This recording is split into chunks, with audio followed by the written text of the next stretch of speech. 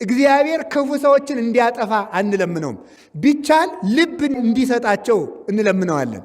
ሁለተኛ ደግሞ ክፋታቸው እኛን ምንም ማድረግ የማይችል እንዲሆን እግዚአብሔር እንዲያደርገው እንለምነዋለን። ደግሞ ያን ያደርጋል። ክፉ ሰዎች በመኖራቸው አትፍሩ፣ አትጨነቁ። እግዚአብሔር በግን ቀበሮ እንዳይበላት ይጠብቃል እንጂ እግዚአብሔር ቀበሮን በማጥፋት ጊዜ አያባክንም። አትፍሩ። ክፉ ሰው ለምን አንድ ሺህ ሆኖ አይፈለፈልም? እግዚአብሔር ነው። እንዲያውም እግዚአብሔር ጠላት እያለ ክፉ ሰዎች እያሉ ማኖሩ ድንቅ እንዲሰኝ ነው ክፉ ሰዎችን ዕድሜ የሚሰጣቸው። ተንኮላቸው ጫፍ እስከሚደርስ ድረስ ዝም እንደሚላቸው ማወቅ አለባቸው። እግዚአብሔር ደግሞ መጨረሻ ላይ እንደሚመጣ ማወቅ አለባቸው። የሰይጣን አንዱ ማስፈራሪያው ምን እንደሆነ ታውቃላችሁ? ለክፉ ሰዎች ከፍታ መጨመር ነው። እየገደሉ ሹመት ይጨምርላቸዋል፣ እያጠፉ ሀብት ይጨምርላቸዋል፣ እየገደሉ ተከታይ ያፈራላቸዋል። ከዚያ ምን እንላለን? ጎበዝ ልናልቅ ነው፣ እነገሌ እኮ እንዲሆኑ፣ አሁን ደግሞ ጭራሽ እንዲሆኑ ማለት እንጀምራለን ማለት ነው። ግን ክፉ ሰዎች ሳይመለሱ ከፍታቸው ከጨመረ እርግጠኛ ሁኜ በአምላኬ ስም የምናገረው ጥፋታቸው መቃረቡን ነው የሚያመለክተው። ሰው ሳይመለስ ንስሐ ሳይገባ በእግዚአብሔር ሳያምን ከፍታው ከጨመረ ውድቀቱ ተቃርቧል ማለት ነው። ከፍ ብሎ የወደቀ ሰው አይጠገንም እያልኳችሁ፣ ላይጠገን የሚሰበር ሰው ነው የሚሆነው። በክፉ ሰዎች መጨመር፣ በክፋት መብዛት አትሸበሩ። እግዚአብሔር በምድር ላይ የሚጠላው ነገር ቢኖር ሲጠረጥሩት ነው። እንኳን እግዚአብሔር ሰው ሲጠረጥሩት ይወዳል። እግዚአብሔር ጥሎናል መሰል፣ እግዚአብሔር ረድኤቱን አርቋል መሰል፣ ልንጠፋ ነው መሰል ሲሉት እግዚአብሔር አይወድም በእውነቱ ማለት ነው። በእግዚአብሔር መታመን ማለት እሱ ነው። ለክፉ ሰዎችም ቅድም እንዳልኩት ክፉ ሰዎች በቀል ማግኘታቸው፣ ፍርድ ማግኘታቸው፣ ቅን ሰዎች ደግሞ የቅንነታቸውን ዋጋ ማግኘታቸው በእነሱ ጊዜ ባያገኙት በልጆቻቸው ያገኙታል።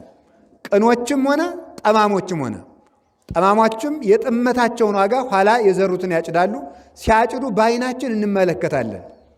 ቅኖችም የቅንነታቸውን ዋጋ ሲያጭዱ በዓይናችን እንመለከታለን። ይህ ፈታሂ በጽድቅ ኮናኒ በርት የሆነ እግዚአብሔር እውነተኛ ዳኛ ስላለ ነው። ስለዚህ እግዚአብሔር አለ ብሎ ለልብ መንገር፣ ያንም በሙሉ ልብ መቀበል ሃይማኖት ይባላል፣ ወይም በእግዚአብሔር መታመን ይባላል። እግዚአብሔርን ደግሞ አለ የምንለው በጊዜ በቦታ ሳንወሰን ነው። መቼም ቢሆን እግዚአብሔር አለ ማለት፣ የትም ቢሆን እግዚአብሔር አለ ማለት ይገባል። መቼም የምንለው በረሃብም ጊዜ፣ በጥጋብም ጊዜ፣ በጦርነትም ጊዜ፣ በሰላምም ጊዜ፣ በበሽታም ጊዜ፣ በጤንነትም ጊዜ፣ በማግኘትም ጊዜ፣ በማጣትም ጊዜ፣ በሞትም ጊዜ፣ በሕይወትም ጊዜ፣ ደጋግ ሰዎች በበዙም ጊዜ፣ ክፉ ሰዎችም በበዙ ጊዜ፣ በሁሉም ጊዜ እግዚአብሔር አለ ብሎ ማመን በእግዚአብሔር መታመን ይባላል። መልካም ወቅት ሲሆን እግዚአብሔር አለ፣ ክፉ ወቅት ሲሆን እግዚአብሔር የለም ማለትን በእግዚአብሔር አለመታመንን ያሳያል ማለት ነው። እሱን ነው የሚያሳየው ማለት ነው። ስለዚህ የትም ቢሆን እግዚአብሔር አለ ማለት በሰላም ቦታም፣ በውከት ቦታም፣ በጦርነት ቦታም፣ በሰርግ ቦታም ቢሆን። አንዳንድ ሰው ለምሳሌ ቤተክርስቲያን እግዚአብሔርን ያስበዋል። ሰርግ ቤት ውስጥ እግዚአብሔር የሌለ እስከሚመስል ድረስ ነው አይደለም እንዲህ ሰው ሁኔታውን የሚለውጠው ማለት ነው። እግዚአብሔር በምድር ላይ እንደማይመለክ አድርጎ እኮ ነው ሰው የሚዘፍነው አይደለም እንዴ? እግዚአብሔር እንደማይመለክ እንደሌለ፣ ለዚች ምድር ዳኛ እንደሌላት አድርጎ ነው ሰው ሲዘፍን፣ ሲበላ፣ ሲጠጣ፣ ሰው ሲያማ እግዚአብሔር መኖሩ እስከማይታወቅ ድረስ ነው። እና እግዚአብሔር የትም ቦታ መኖሩን ማመን ይገባል። ሕሊና ያን ነው መቀበል ያለበት በእውነቱ ማለት ነው። በቦታ ሳንወስን እግዚአብሔር ማመን። ለእግዚአብሔር የተከፈለ ቦታና ለሰይጣን የተከፈለ ቦታ የለም። ይሄ ቦታ የሰይጣን ስለሆነ ክፉ እንድንናገር የተፈቀደበት ቦታ ወይም ክፉ እንድንሰራ ለሰይጣን ተላልፎ የተሰጠ ቦታ የለም። የትኛውም ቦታ የእግዚአብሔር ነው እና ለእግዚአብሔርና ለሰይጣን የምንመድበው ቦታ መኖር የለበትም ማለት ነው። ያን ነው እግዚአብሔርን መታመን ተብሎ የተነገረው እሱ ነው። እግዚአብሔር መኖር፣ እግዚአብሔር ያያል። የትም ቦታ በእግዚአብሔር እጅ ላይ ነኝ። የትም ቦታ አንዳንድ መስሪያ ቤት ስትሄዱ ምን ይባላል መሰላችሁ? መስሪያ ቤቱ በተለይ ፎቅ ምናምን ከሆነ ስትወጡ ወደ አዲስ አበባ እንደዚህ ጎንደርም ይኖር ይችላል። መስሪያ ቤት እጅ ስለማላውቅ ነው። እና ምን ይላል? በካሜራ እይታ ውስጥ ነዎት ይላል። አይደለም እንዴ? ምን ማለት ነው እንደዚያ ማለት? በካሜራ እይታ ውስጥ ነዎት ማለት ሰርቃለሁ እንዳይሉ ነው። አንድ ዕቃ ቢያነሱ ይኸው እየታዩ ነው ማለት ነው። ስለዚህ ማለት ነው አሁን ሰው እንደዚያ ብሎ ሲያስብ አንዲት ነገር አይነካም ማለት ነው። እግዚአብሔር ግን የካሜራ ያህል እንኳን አልፈራ ብሏል። እዚያች ቦታ ካሜራ ስለምንፈራ አሁን ደግሞ በጣም አንዳንድ ዘመናዊ ሆቴሎች ደግሞ ምን መግጠም ጀምረዋል? አልጋው ቤት ውስጥ ካሜራ አለ። አልጋው ስለዚህ ሪሴፕሽን ላይ ያሉ ባለሙያዎች ሰው የተኛውን ሰውዬ እያዩት ነው ማለት ነው። ወደ ግራ ዘወር ስትሉ ካሜራው ብልጭ ይላል። እንግዲህ ተመልከቱ፣ ወደ ቀኝም ስትዞሩ ብልጭ ይላል። ስለዚህ ካሜራ እይታ ነኝ ብለህ ተጠንቅቀህ ተኛ፣ ተጠንቅቀህ ውጣ። በጣም የሚያሳፍረው ደግሞ አንዳንድ በውጭ ሀገር የሚኖሩ ሆቴሎች ደግሞ መጸዳጃ ቤት ውስጥ ሁሉ ካሜራ ይገጥማሉ ማለት ነው። ይሄ በጣም ነውር ነው በእውነት ማለት ነው። ጭራሽ ሰውን እንዳይኖር ማድረግ ነው። እንደዚህ ስለሚሆን ሰው ከዚያ ተጠንቅቆ ነው የሚወጣው። ሲሄድ ሲራመድ ዕቃ እንዳይረሳ። አሁን ደግሞ ምን ያደርጋሉ? በዚያ ካሜራ ውስጥ ከመታየቱ የተነሳ አንዳንድ የቤት በሮች ደግሞ ሰውየው ዕቃ ሲረሳ መጮህ ይጀምረዋል። አሁን ማለት ነው የሚጮህ ዕቃ ረስተሃል ብለው የሚጮህ ማለት ነው። ስለዚህ በዚያ ቴክኖሎጂ ውስጥ መኖራችን ስለምናይ አሁን እያንዳንዱ ሰው ተጠንቅቆ ነው። ከዚያ በላይ በእግዚአብሔር እይታ ውስጥ ነን ብለን ማሰብ አለብን። እስኪ ሁላችሁ በእግዚአብሔር እይታ ውስጥ ነን በሉ። ስንተኛም፣ ስንበላም፣ ስንናገርም፣ ስንመክርም፣ ስንመከርም፣ ሰውን ስንተችም፣ ምንም ነገር ስናደርግ በእግዚአብሔር እይታ ውስጥ ነኝ ብለን ማመን አለብን። ሆኑት ማለት እንዲያ ካለ ሰው በደሉን መቀነስ ይችላል። ምንም ነገር ቢሆን በሱስ ብንጠቃ፣ በኃጢአት ብንያዝ፣ ልማድ ቢያስረን ከዚህ ሁሉ ነገር ነፃ ሊያወጣን ሰው ሆኖ የማይሰናከልና የማይወድቅ ሰው የለም። ከዚያ ግን ነፃ የሚያወጣው እግዚአብሔርን ማሰብ ነው። እግዚአብሔርን መኖሩን ስናስብ እግዚአብሔር ሲታየን ያን ጊዜ ነፃ እንወጣለን። ሁሉም እግዚአብሔር እያየኝ እንዴት ይህን ነገር እንሰራለሁ ብለን ነፃ መውጣት እንችላለን። እና በእግዚአብሔር መታመን ማለት እንደዚህ ነው። ሁለተኛው ደግሞ የእግዚአብሔርን ችሎታውን ማመን። የእግዚአብሔርን ችሎታውን ማመን የእግዚአብሔር ችሎታ የእግዚአብሔር መታመን የሚባለው አሁን መኖሩን ነው ብያቸዋለሁ ቅድም።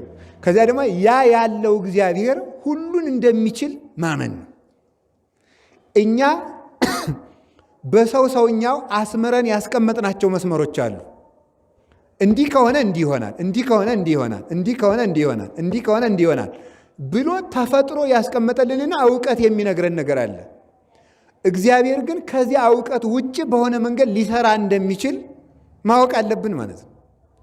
ቆይ ለምሳሌ እግዚአብሔር እየሰማችሁ ነው አይደለም? እየሰማችሁ ነው አይደለም? አሁን አንድ በጣም አገር የሚበጠብጥ አንድ ሰውዬ አለ። ሰው ሁሉ የሰውዬ ካልሞተ ሰላም አያናገኝም የሚለው ሰው አለ እንበል ነው እንግዲህ። አለ አላልኳችሁም? ምሳሌ ነው። እንደዚህ አይነት ሰው ቢኖር ለምሳሌ እግዚአብሔር ያንን ሰውዬ ገድሎ ሰላም ማምጣት ይችላል አይችልም? በሉ እንጂ። በጣም ግሩም። ያንን ሰውዬ ገድሎ ሰላም ማምጣት ይችላል አይችልም? ምንም ነገር ያን ሰውዬ የምንዋጋበት ሰራዊት ባይኖር፣ ምንም ዳኛ ባይኖር፣ ኃይል ባይኖር ተዋግቶ ሰላም ማምጣት ይችላል አይችልም? ይሄ የምናውቀው ነው።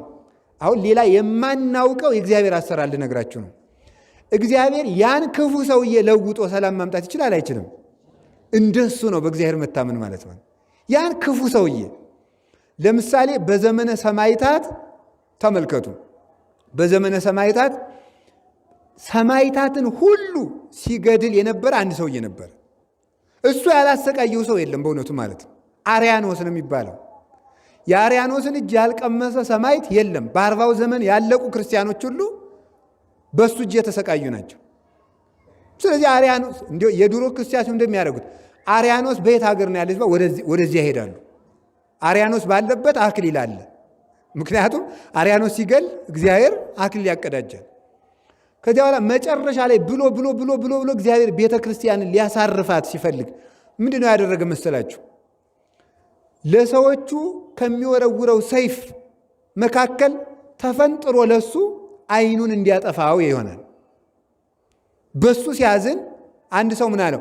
ከነዚህ አንተ ከምታፈሰው ደም ዓይንህን ብትቀባ ትድናለህ አለው። ከዚያ በኋላ እሱ ደግሞ ምን ታደረገ? ራሱ በእጁ ካፈሰሰው ደም በእጁ አንስቶ ዓይኑን ቀባ። ዓይኑ በራለት። እነዚያን ሁሉ ክርስቲያኖች ሲገድል የነበረው አርያኖስ መልሶ ተመልሶ እኔም በክርስቶስ አምኛለሁ ብሎ ሰማዕት ሆነ። እግዚአብሔር ከዚያ በኋላ እሱም በሰማዕትነት አረፈ። ቤተ ክርስቲያን ከምታከብራቸው ሰማዕታት አንዱ አርያኖስ ነው። ከዚያ በኋላ የእሱ ነገሥታትም እነሱን የሾሙት ሌሎቹ ነገሥታት ደግሞ ማሰቃየትን ሰለቹ። እነሱም ጠፉ። በቅዱስ ጊዮርጊስ አማካይነት 70 ነገሥታትም ጠፉ። ቤተክርስቲያንም አረፈች ማለት ነው።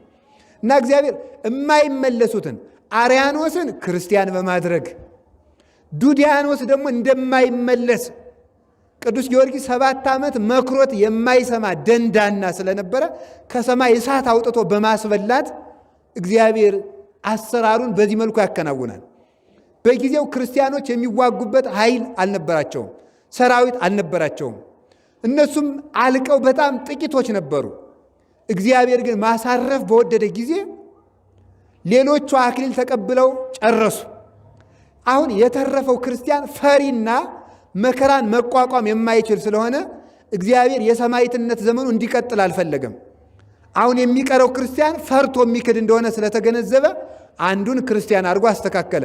የማይመለሰውን ደግሞ ገደለና እግዚአብሔር አጠፋው ማለት ነው። የእግዚአብሔር አሰራሩ አይምሮን የሚያልፍ ነው። የእግዚአብሔር ካህሊነቱ እኛ በምናውቀው መንገድ አይደለም እግዚአብሔር ሰላም የሚያመጣው። ከምናውቀው ውጭ በሆነ መንገድ እግዚአብሔር ሰላምን ያመጣል።